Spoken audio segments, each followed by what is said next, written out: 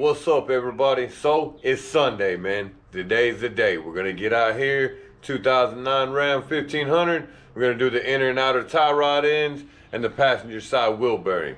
So I know y'all been waiting. I've been putting some videos out on our little pit bike, but it's what I have for the moment. So while I'm here, my dad's on his way. That's my road dog. He's on his way. I want to do a little prep work. I'm gonna put them grease zerts into the outer tie rod end. Sorry man, think about that for a second. But yeah, we're gonna do that, and then when he gets here, we'll jack it up, we'll do what we gotta do, and then that'll be that. So y'all sit back, sit tight. We're gonna get busy with this. So I figure we'll go through this. It's not very interesting, but hey, why not? That's what we do here. So you always want to get it started by hand, because these things are, man, they'll cross thread real easy. So get it in there. The socket's at 9/32, right? When you get in there, go easy until you feel it go in there. All right, so it kind of went in there a little funny, but I got it to go in straight.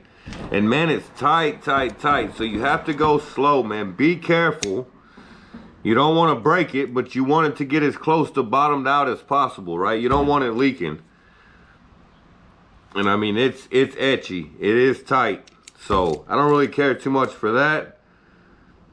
But at least I know I got it down far enough it won't leak. So that's how we're gonna get down with that. We're gonna get this other one going. So we got the truck jacked up on jack stands for safety purposes.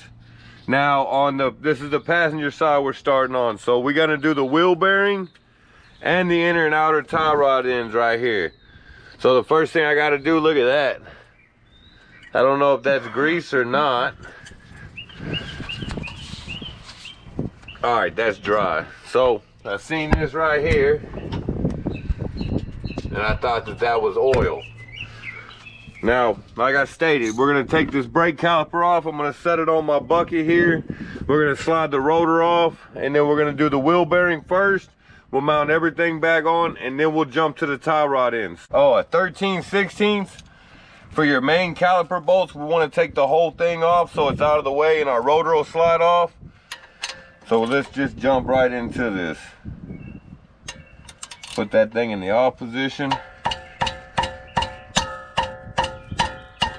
Sometimes it takes a little bit, like maybe a hammer.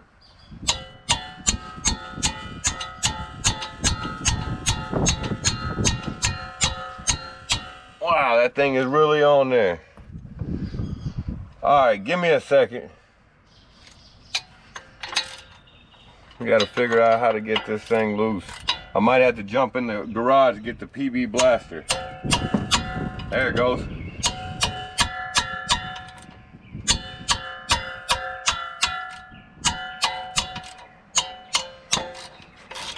There we go. There's the top one. Now we're gonna get the bottom one. We're probably gonna go through the same thing. So, which the bottom one's easier. You got more room to swing this old hammer. So you know how I do it? I like to take the bottom one off so it's hanging from the top one. When I take it off, I'll slide it off, put it right on top of the bucket here. Keep that line out from being strained.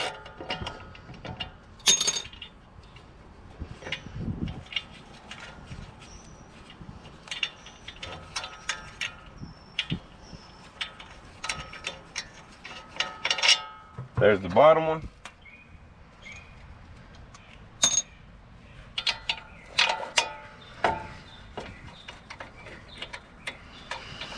And if you're having issues with your rotor moving like that, just throw a lug nut back on there to hold it up, or to hold it in, should I say.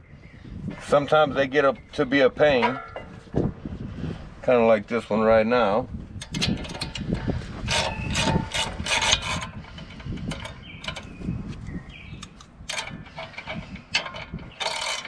Whoop.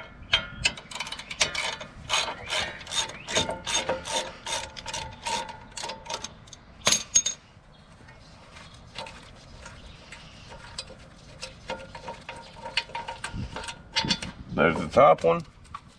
We're gonna pull straight off, and then we're gonna put it straight down. You see how that line's not under tension or anything of that nature? And there. We can also check our pads, our rotor. Your rotor should just slide right off. Just set that thing out of the way. We got to clean that out, but that'll be here in just a minute.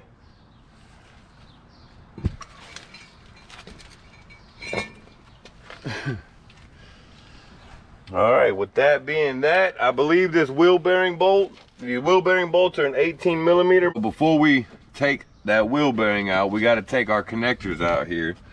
So I usually just give me a pair of pliers and push it through. They're pretty versatile, them little clips, right? And you get your screwdriver here, get you a flat blade, you can pop this thing off here. Simple, like so. It'll pop out of there. So your plug is up behind there. There's that old plug right there. It's got a lock. You got to pull that lock out. If you don't pull your lock out, you already know it ain't gonna come apart. And these, I have to say, these locks can become quite the pain. Pop that lock out, depress your tab. Simple as that. So you get down here, pop it out of your little metal bracket there, disconnected. So there we go. Now, got my, it is an 8, these bolts back here are 18 millimeter. And there's 3 of them.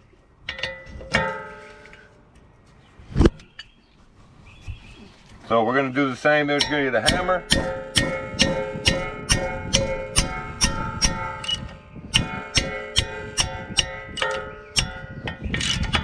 There's one. We're just gonna loosen them up and then we'll take them all the way out.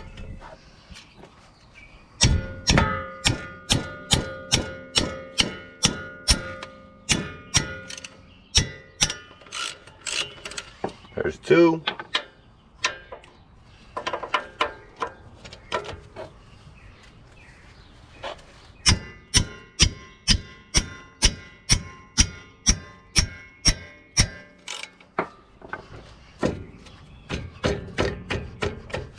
And there's 3.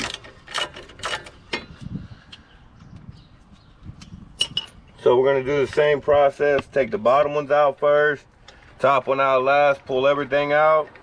So here we go. We're going to compare these two. I want to make sure they're the same. I want to make sure the cables are the same length, same plug, all of that, right? Everything looks the same. So that's what we're looking for. Now this one looks like it's about beat up and there is some metal shavings around it. It does still feel pretty firm, but that doesn't mean anything when you have that big 20-inch wheel on there and the weight of the truck on there. So it felt different when the wheel was on there and I could actually move it pretty good.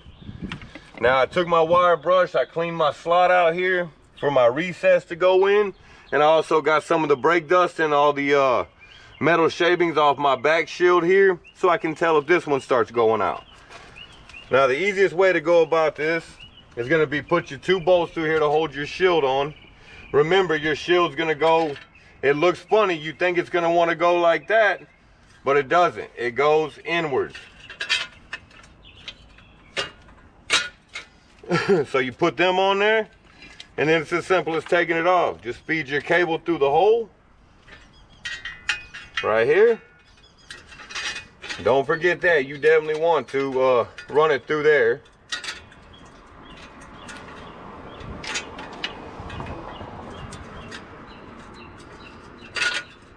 Got to get them little clips. They give you new clips. These Moog ones come with new clips. That's pretty nice. That last one's kind of big. You got to kind of fish it through like so.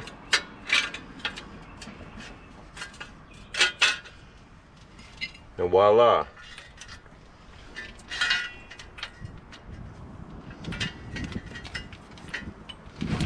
And then you know that your cable is going to face towards this opening right here.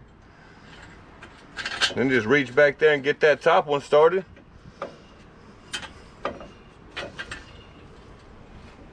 Let me grab this old socket here, socket and ratchet.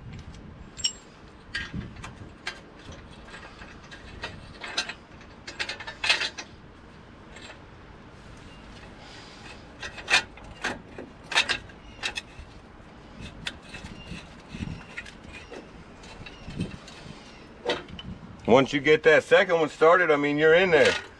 Just push it in and go with it.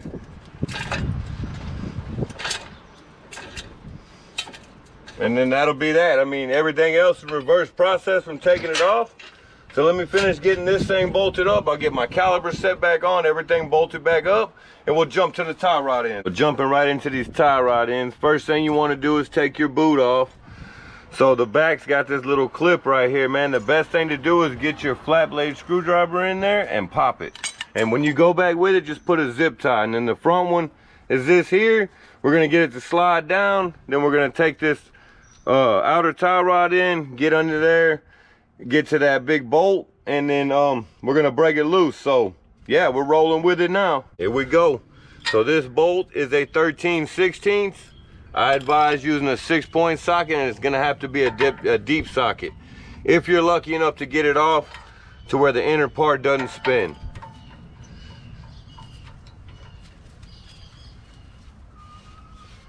So the thing wasn't very tight.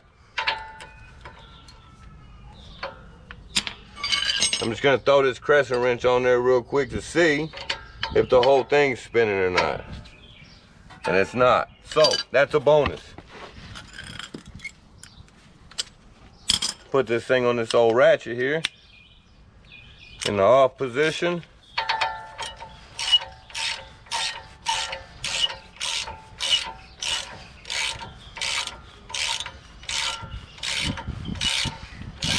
As you can see, the inside bolt is not, the actual joint socket is not spinning.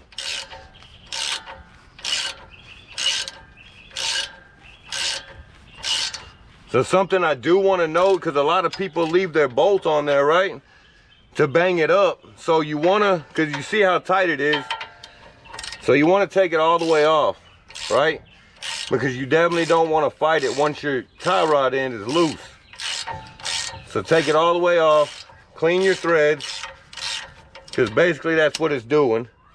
And it's also cleaning that locking material out of here, because your new one comes with a castle nut and a quarter key.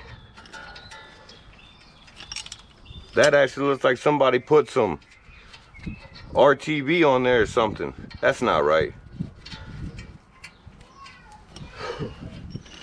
And another thing, before you break it loose, you gotta take your nut loose here.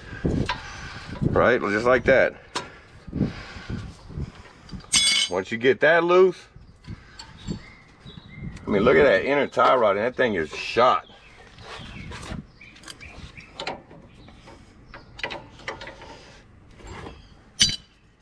Y'all see that whole thing spinning?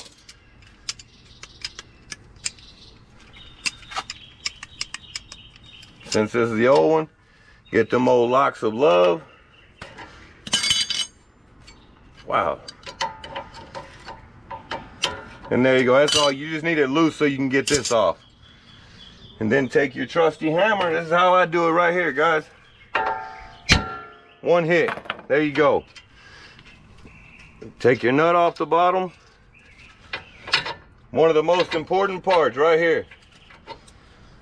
Okay, so because you want your tie rod to go back to the same spot it was at. So we're gonna count. 1, 2, 3, 4, 5, 6, 7, 8, 9, 10, 11, 12, 13, 14, 15, 16, 17, 18, 19, 20, 21, 21 and a half turns is what we need to remember on this side. 21 and a half turns.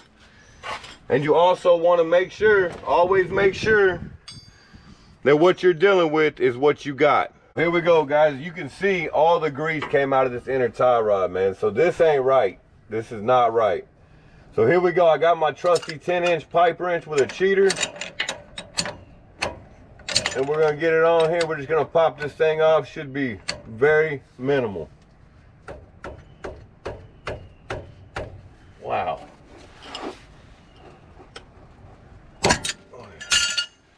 And there it is, simple as that. It takes a little bit, but there's nowhere to put a backup on your rack and pinion. So if you're curious there is not a spot to put a backup on your rack and pinion, the actual shaft that comes out.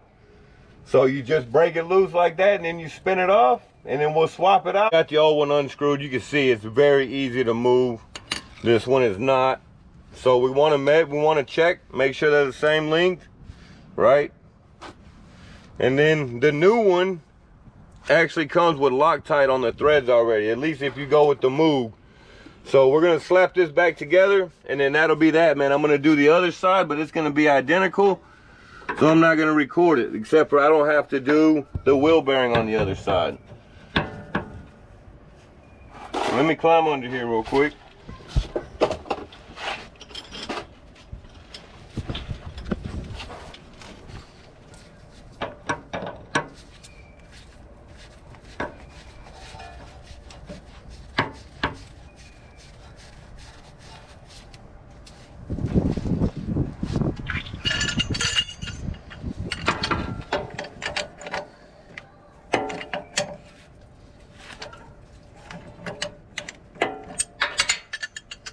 It does help if you have the right size wrench. Which actually, my crescent wrench might open up. It opens up big enough. So you can feel that thread locker, it gets kind of snug on there. But as long as you can get you at least 2 or 3 good hand turns on there, you know your threads are not crossed. Because if they're crossed, you're not going to get them 2 or 3 hand turns. And you want to make sure to run this all the way in. You want it to bottom out. You don't want anything in between your shaft and your inner tie rod.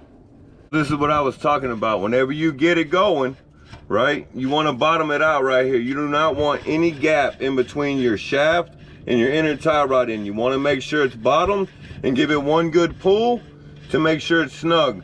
Once you get that outer tie rod put in, this thing won't go anywhere. Before you put your locking nut on there, this is to lock your outer tie rod, slide your boot on there.